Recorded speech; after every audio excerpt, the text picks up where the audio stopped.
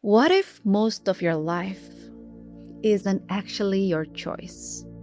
Hi, I'm Irene. Welcome to Beyond Survival. This is a space where we slow down and learn how to feel safe in our own lives again. Not because someone is controlling you today, but because someone programmed you years ago. You think you're deciding. You think you're choosing. You think this is just your personality.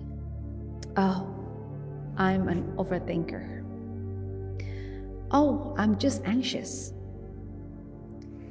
I'm a perfectionist. Or I can't relax. I'm always busy. But what if those aren't personality traits? What if they're survival strategies? Strategies that made perfect sense when you were 7 years old. But now, they're quietly running your entire adult life. And the strangest part, you don't even notice. Because the script became you. Today, I want to show you something that completely changed how I understand human behavior. And if you stay until the end, you may never see yourself the same way again. Now, imagine buying a computer, brand new, powerful, beautiful.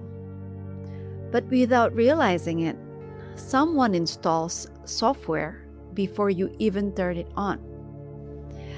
And years later, you complain that it's slow.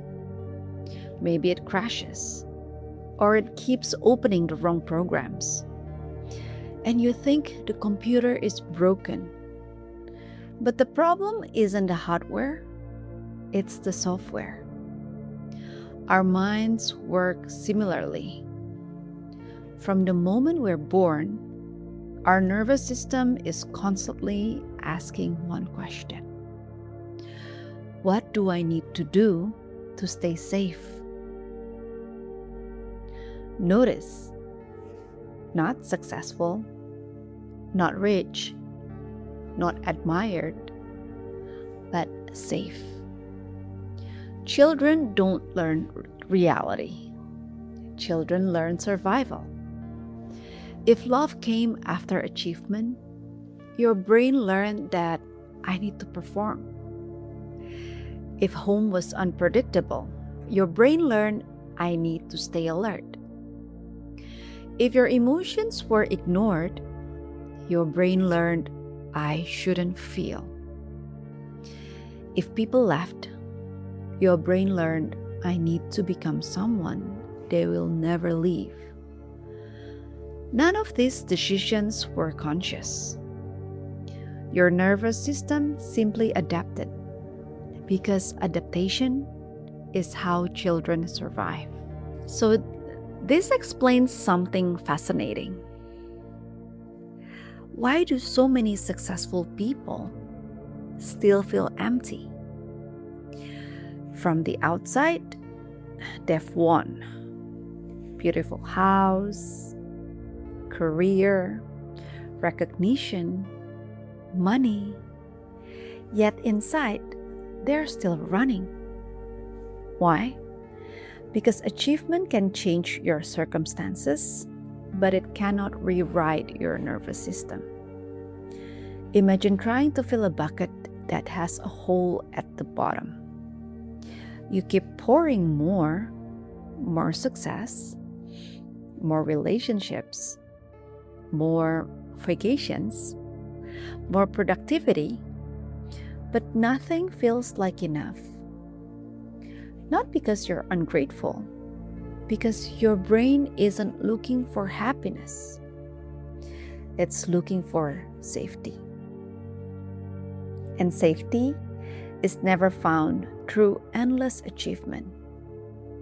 Psychologist Carl Rogers once said, The curious paradox is that when I accept myself just as I am, then I can change. But most people do the opposite. They believe I will accept myself after I become enough. And so the race never ends. Here's where things become more interesting.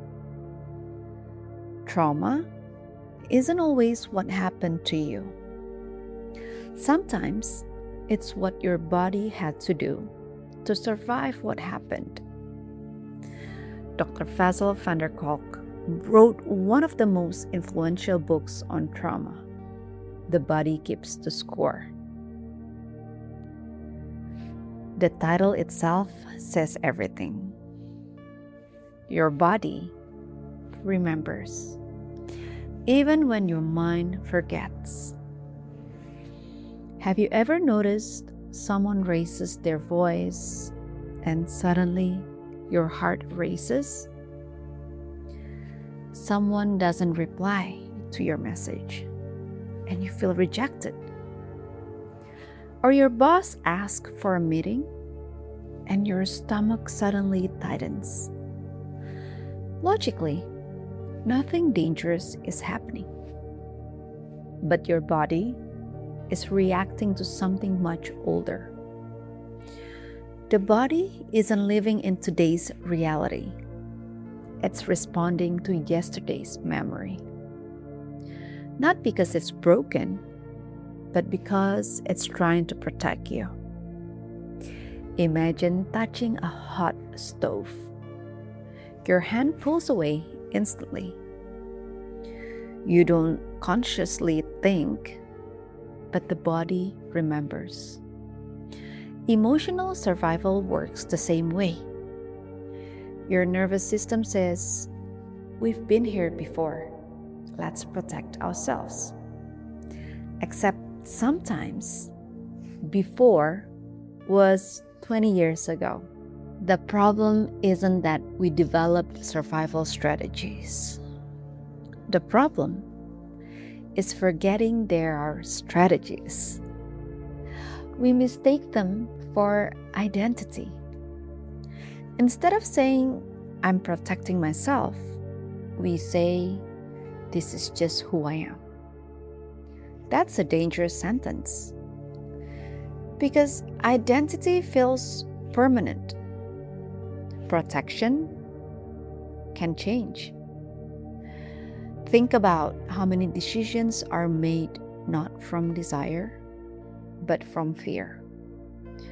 Choosing careers, choosing partners, avoiding conversations, working late, never resting, always pleasing, always apologizing. You think you're making the choices, but often your nervous system made them long before your conscious mind arrived. Research in neuroscience suggests that much of our processing happens automatically before we're consciously aware of making a decision. In other words, your conscious mind often explains what your nervous system already decided. That's why change feels so difficult, because you're not fighting habits. You're negotiating with the oldest part of yourself, the part that still believes survival depends on staying exactly the same. So, how do you rewrite a survival script? Interestingly, not by fighting it, not by judging yourself, not by trying harder, because the nervous system doesn't understand criticism. It understands safety. Imagine a frightened child. Would yelling, "Calm down," help? Of course not. The child calms when someone safe enters the room. Your nervous system is no different. Healing isn't convincing yourself that you're safe. Healing is giving your body enough experiences that it finally believes it. This is why slowing down feels uncomfortable. Silence feels uncomfortable. Rest feels uncomfortable. Because for years, your body associated movement with survival. And the goal isn't becoming a different person. The goal is remembering who you were before survival became your identity. Maybe you're not broken. Maybe you're simply been protecting yourself for a very long time.